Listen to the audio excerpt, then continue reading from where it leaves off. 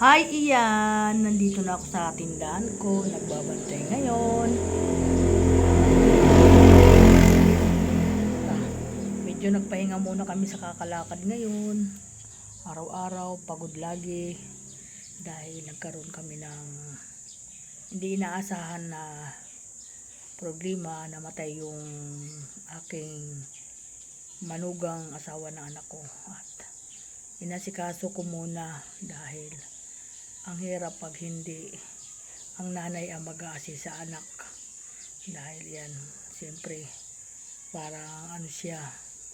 Kaya yan mga guys, sa naghahanap ng aking vlog, iyan guys, ngayon lang ako uli. Dahil araw-araw, malagi ako madaling araw lumabas ng bahay para lumakad.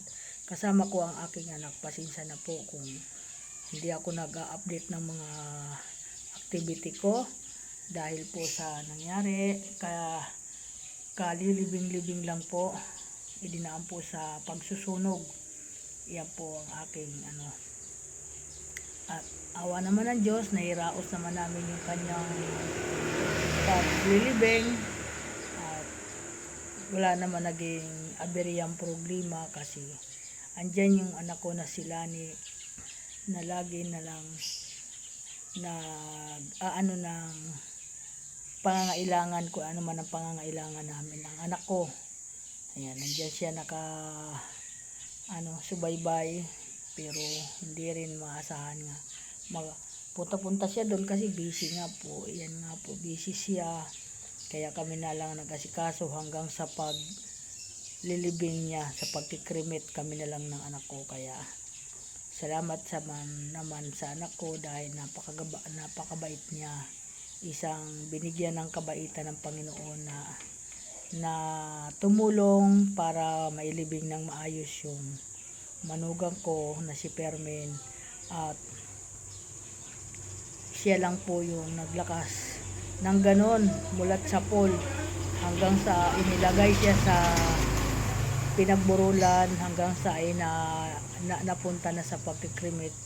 Lagi po siya ang nakasubaybay ng tulong. Kaya nagpapasalamat ako sa anak ko, napakabait.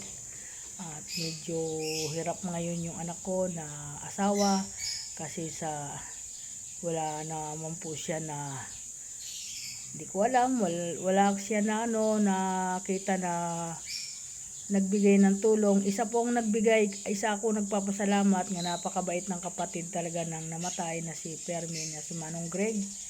Ayan po, at nandyan din nakasubaybay si ano ba yun? Si yun, pamangkin niya yun ni Permin. Kalimutan ko na po yung pangalan. Pernan, isa ako nagpapasalamat sa kanya dahil nung wala kami, lumuwi kami ng bahay dahil sobra na ang puyat namin.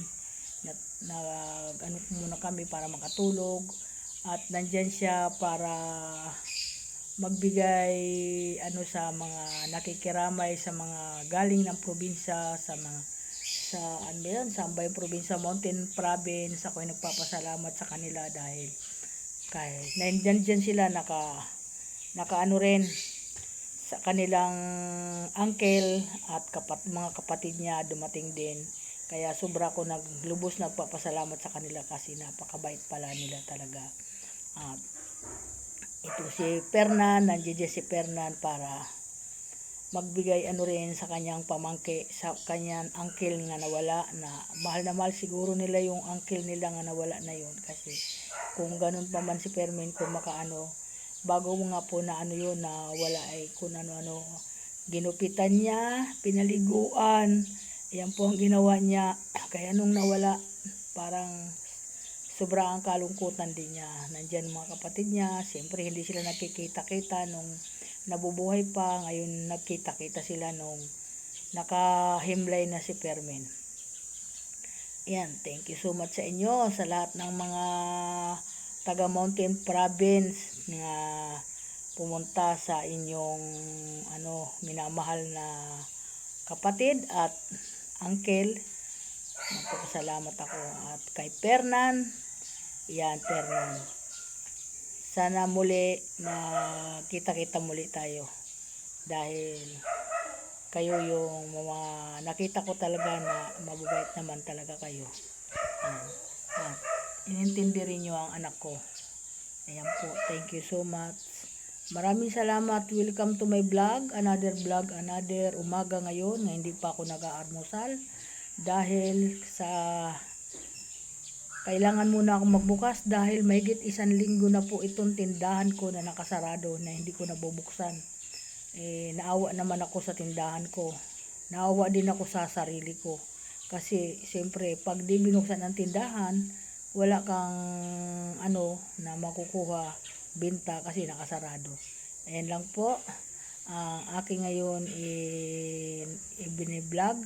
At ingat po sa lahat ng mga follower. Maraming salamat sa inyo. At thank you so much sa lahat ng sulok ng mundo.